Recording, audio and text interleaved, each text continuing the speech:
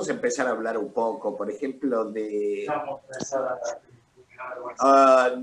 los orígenes artísticos, digamos, o tu formación, o cómo entraste a la pintura, o los pintores que te influenciaron al comienzo, ¿no?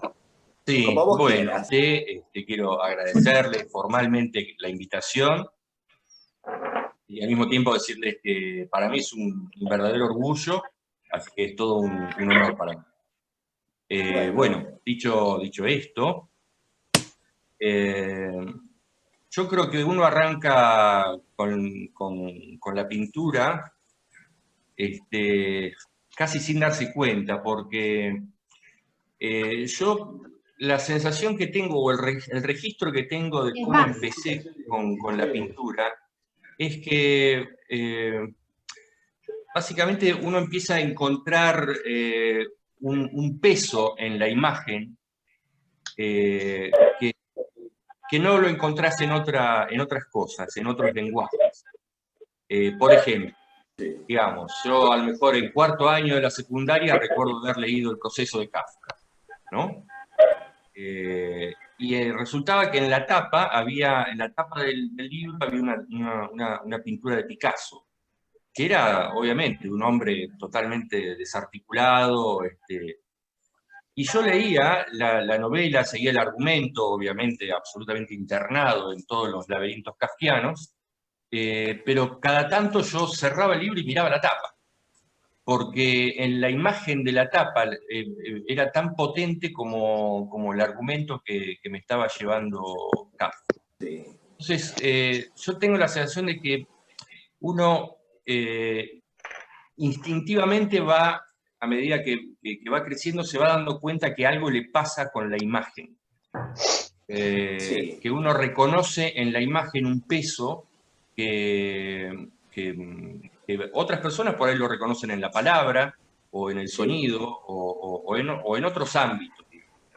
Y uno siente una familiaridad de alguna manera con la imagen, o empieza a reconocer, no sé, belleza en las imágenes que tienen un peso que moviliza muchísimo. Entonces, bueno, uno de golpe se pone a hacer algo, y ahí Es como empieza si todo. es como si uno se chocara con la pintura más que encontrarse. Exactamente, exactamente, ¿No? te llama, o sea, de golpe te das cuenta que estás escuchando un disco, y además de escuchar el disco, mirás todo el tiempo la tapa. Algo pasa con la imagen, te llama. De las primeras imágenes fueron Picasso, por lo que vos decís. No, en realidad, vos sabés que las primeras imágenes fueron más del surrealismo, ponele, porque fue muy durante la secundaria. Entonces tipos como Magritte o como Dalí me generaron, qué sé yo, una sensación de que había todo un universo que jamás había visto, y me fueron acercando. Prontamente abandoné esa estética, porque pero sí fue la puerta de entrada. A veces uno se entra, yo recuerdo de chico también haber empezado, me llamó mucho la atención Dalí. Miraba de todo, Van Gogh, Renacimiento, pero Dalí es una persona que a un adolescente le entra fácil, ¿no? Le entra fácil y moviliza mucho. Y después, ¿cómo siguió la historia?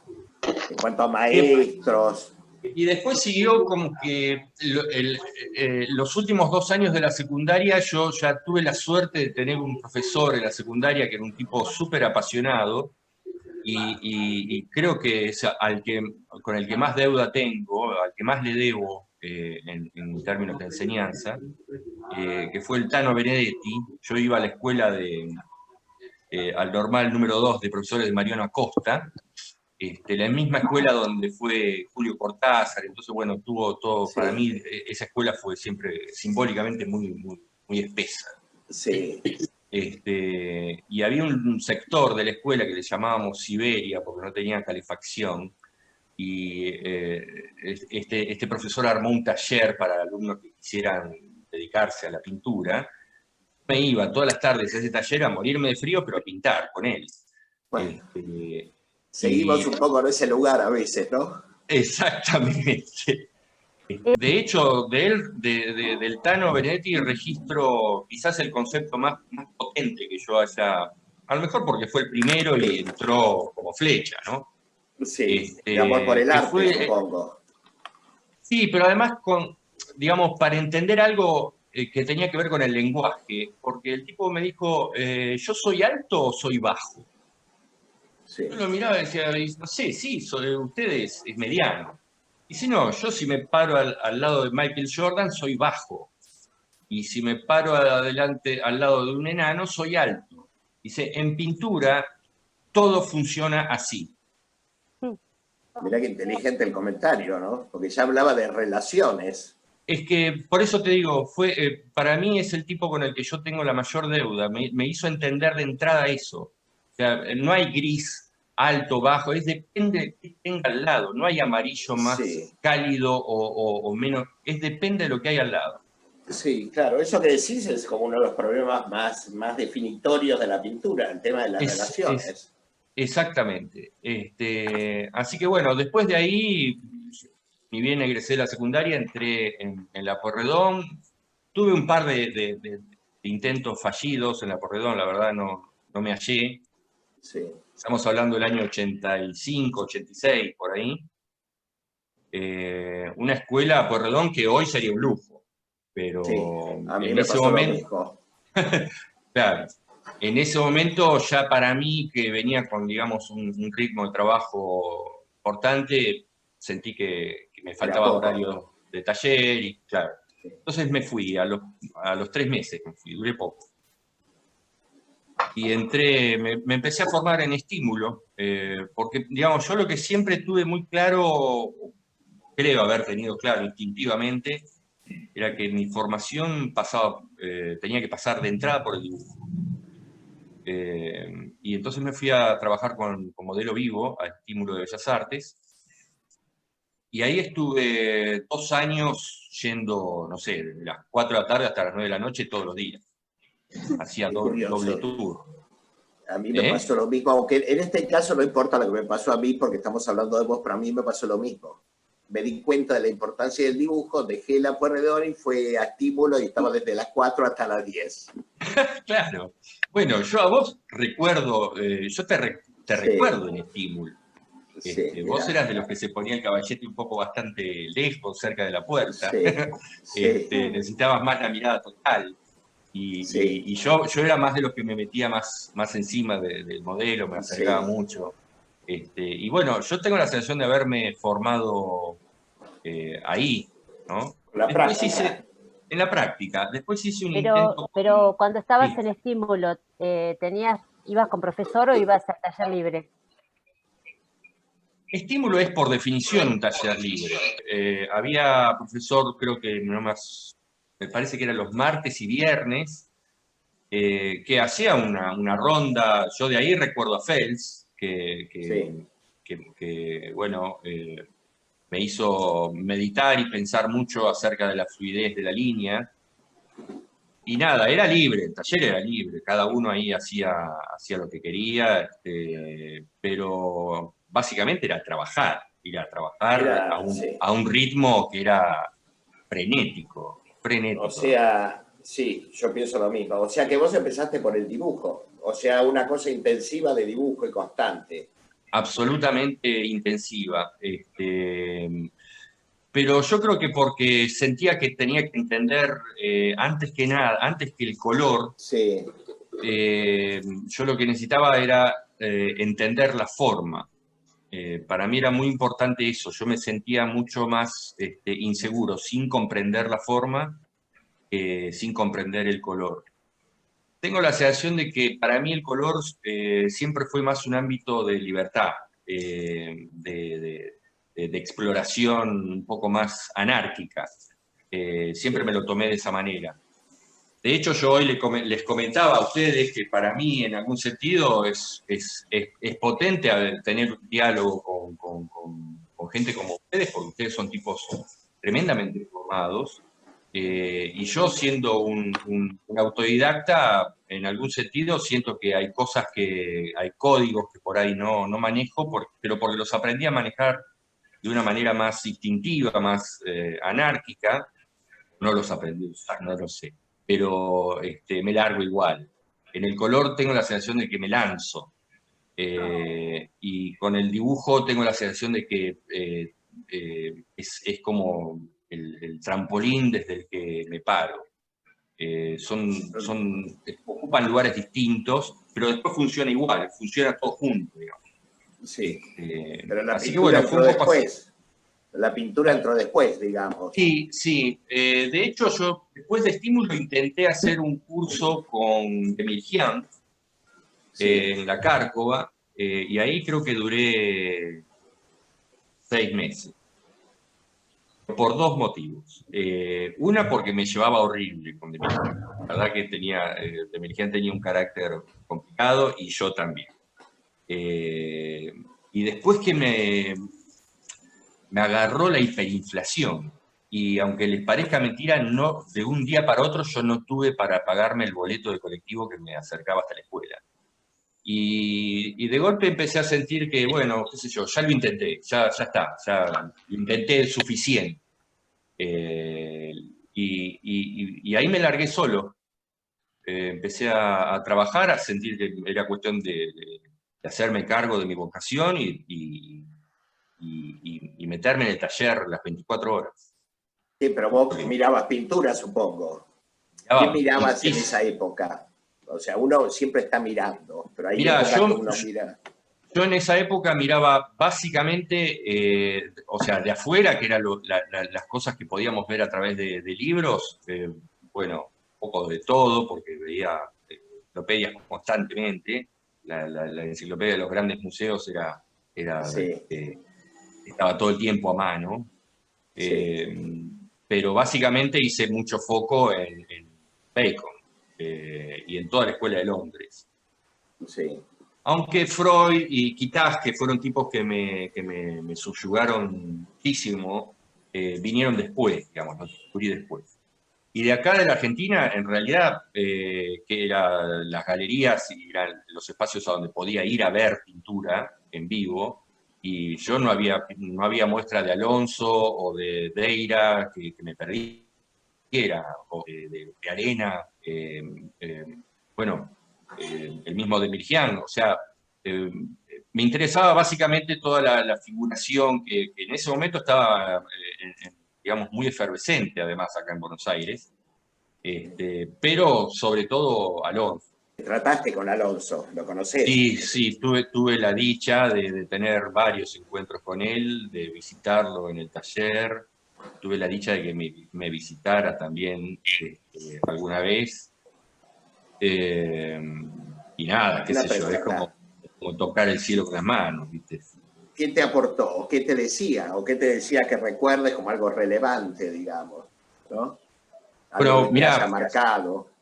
hay algo dos cosas. Por un lado, me sorprendió, digamos, cierta exquisitez técnica que yo no me esperaba de él. Por ejemplo, me acuerdo una vez que lo visité, me pasé toda una noche desmontando pinturas para meterlas todas en un rollo y llevármelas al taller que él tenía acá en Esmeralda. Y desplegué todas mis pinturas, y había una pintura que se llamaba Trigo Negro, que era una imagen de un tipo con las manos atrás, ¿no? Y con las manos así trenzadas, los dedos trenzados. Imagen fuerte, porque era un descampado de noche. Y yo tuve la sensación de que a lo mejor con esa pintura encontrábamos ahí una afinidad de esas que no tienen discusión. Para vos era importante esa pintura. Para mí era muy importante esa pintura, y yo sentía que esa pintura a él le iba le iba a Al llegar. identificar, Sí. ¿no? Y sin embargo, de hecho fue la pintura en la que se puso de pie para verla, como que le dio una importancia,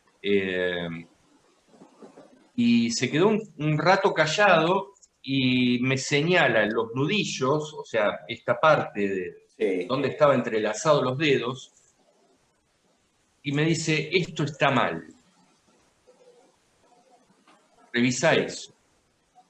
Y la verdad eso me sorprendió, porque dije, bueno, pero wow, y la metáfora y todo lo que hay, como que no, o sea, estaba Sí, bien, todo eso estaba fantástico, pero no cometas errores, por lo menos en la comprensión de la forma.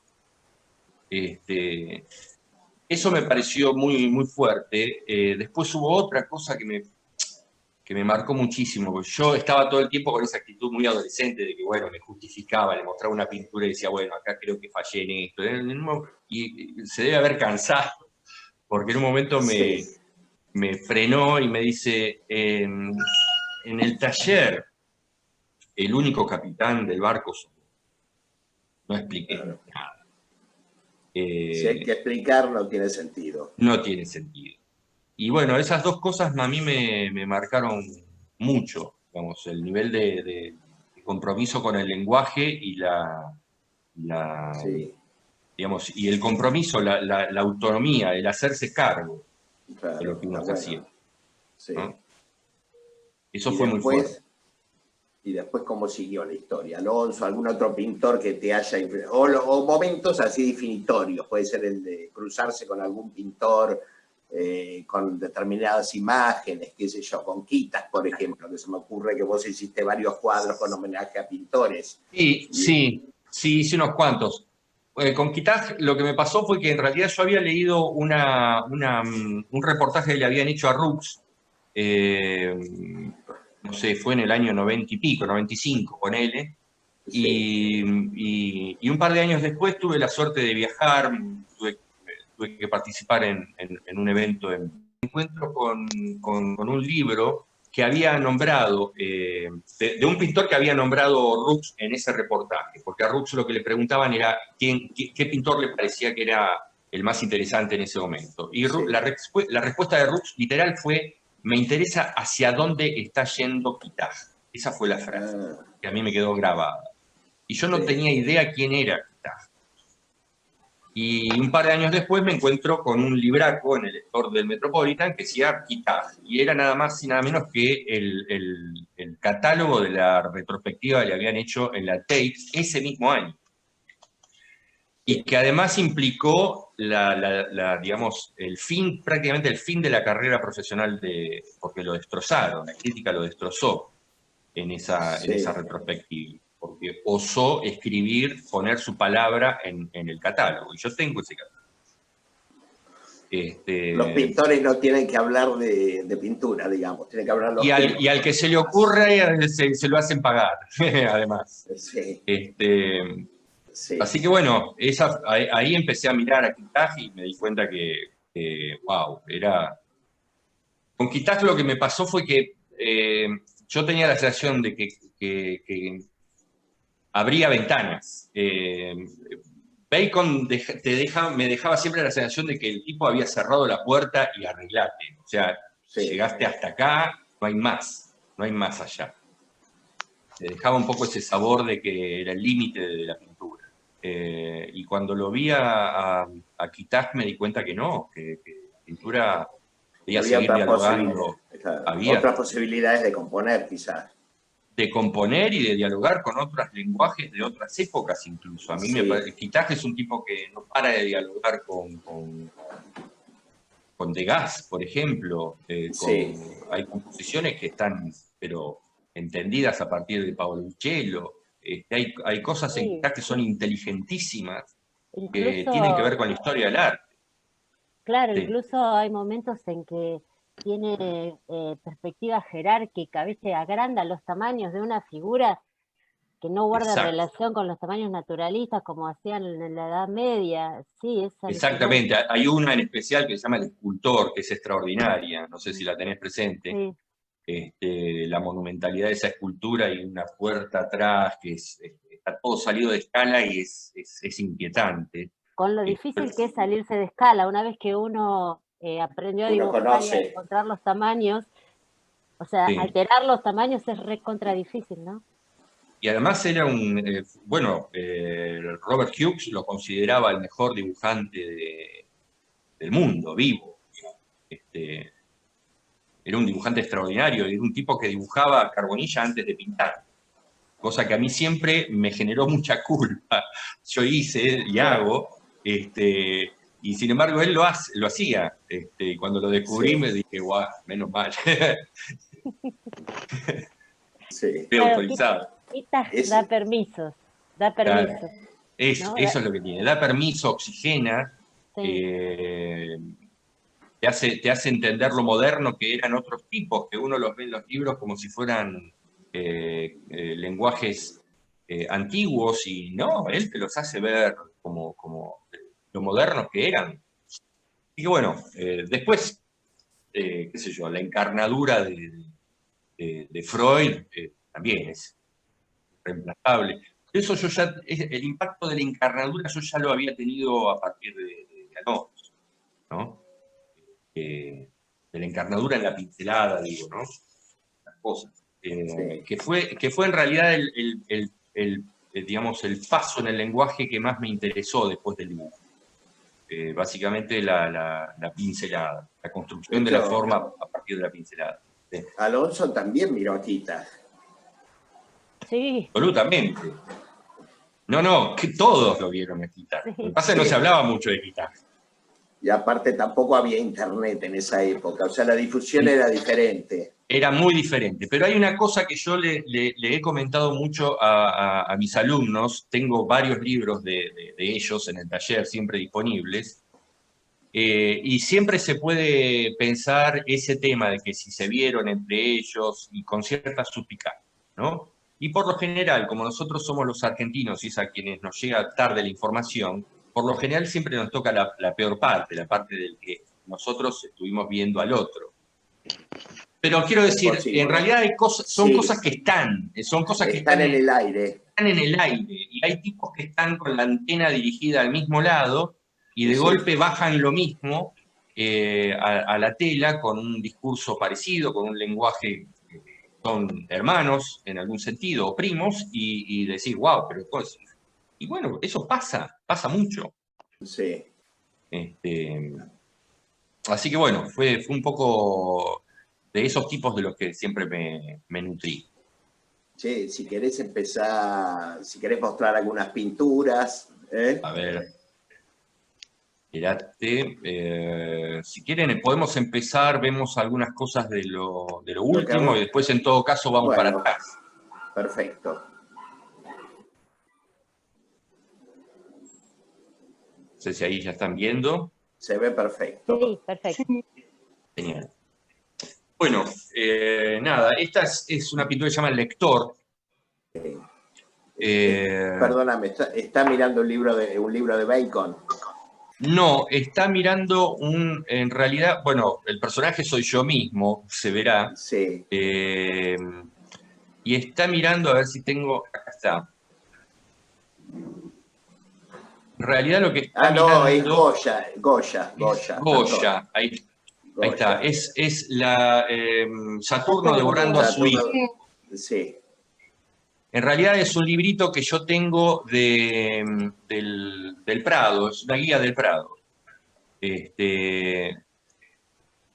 Bueno, la pintura se llama El Lector, y de alguna manera es una suerte no digo de manifiesto ni nada, porque no creo mucho en esas cosas en la pintura, pero es una forma de expresar que la pintura es una forma de leer las imágenes.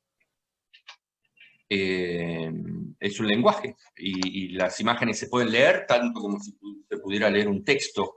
El poder del símbolo, de la metáfora, de lenguajes articulados en la pintura es tan complejo y sofisticado como el de la palabra.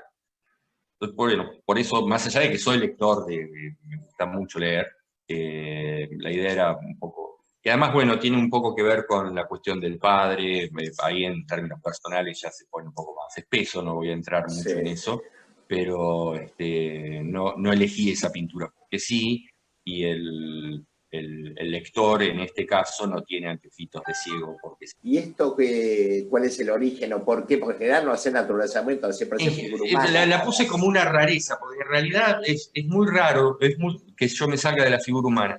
pero de vez en cuando me gusta entrar en este ejercicio Sí. las plantas suelen ser algo que, no sé, yo lo siento como que me permiten reemplazar cierta encarnadura y, digamos, Cierta cierta cosa cosa orgánica que tiene el orgánica. cuerpo humano. Y al mismo tiempo hasta me da más libertad, qué sé yo, puedo inventar muchos recorridos, el espacio que por ahí me resulta muy satisfactorio, muy gratificante hacerlo. Y Sí. bueno, es más un ejercicio de color que es, digamos, en esta última etapa es donde me estoy empezando a animar un poco más con el color. Soy un tipo en general más del claroscuro. ¿Cuánto hace que estás trabajando con este fondo plano, con estos fondos planos? O con fondos planos, creo que he trabajado siempre. Muy raro, bueno, acá tenés otra. En general, los fondos, a ver, yo trato de que la figura fondo, por lo general siempre la interpreto como un contexto, el fondo lo interpreto como un contexto y por lo general utilizo ese contexto para que potencie a la figura. Con lo cual muchas veces el plano de atrás queda como un plano, ya. Y eso es algo a lo que Sí. recurrí desde muy temprano. Lo vas a ver por ahí después en otras carpetas. Sí. El contraste entre lo plano y lo orgánico. Eso también se ve en Exacto. Bacon. Siempre utiliza ese tipo de Muchísimo. contrastes. Supongo que porque potencia mucho digamos, la lectura abstracta de la forma. Sí, Me permite concentrarme más en el pensamiento abstracto de la forma. claro. Bueno, Y acá hay está, algo de dibujo, que este es un dibujo que hice para llevármelo a Irlanda. Yo el año pasado, antes de que se viniera el mundo abajo, por lo menos llegué a exponer hice una muestra allá en Irlanda donde me llevé unos cuantos dibujos, entre ellos este. Espérate porque este programa yo no lo tengo. Bueno, bueno, estoy mezclando un poco. Esto lo hice sí, acá, en mi casa. Este ya está dentro de la etapa de pandemia. Este es un retrato de Modigliani en carbonilla. esto, El anterior es de gran perdóname, formato, ¿no? Tiene unos 50 por sí, unos 50, este es pequeño, este el, tiene 40 por 40. Eh, el anterior era Velázquez, el autorretrato de Velázquez, sí, ¿no? Este es Modigliani, sí, ¿no? y este es Y Velázquez, este es, está hecho a partir de un autorretrato de Velázquez que se hizo a los Le 40 pusieron y un pico de coso. años. Este es Machó, este se llama Fumata. sí, Bueno, me enganché con varios retratos. Este es de gas. sí. Eh, este es Divenkorn. Obviamente son todos pintores que te gustan, doy por descontado. Y sí, es mi manera de dialogar con ellos, retratarlos un poquito. Sí, Este es un dibujo de una foto divina de Divenkorn que está pintando. Hay una imagen que es preciosa y tengo ganas de entrarle a una pintura. Ya me animaré. Bueno, esto es de un Egon, cuadernito que tengo. Este es Egon en su lecho de muerte. Enfermo. sí. Esto es Este es todo Balthus. carbonilla. No, esto es con té, es un lápiz, es un carbón sintético en lápiz. Sí, lápiz carbón. Es un lápiz carbón muy negro, bastante maldito porque, viste, donde lo pones no lo saca nadie. Sí, Este es un lápiz, este es Balthus. Bueno, esto es este es un ejercicio grafito. sí, esto es grafito, es un ejercicio más sobre la construcción de planos. Esto es una imagen de Lucian Freud, esto ya es más lineal, juego un poco más, muy poco juego de valor y entro más en lo lineal. Este es Giacometti. Giacometti.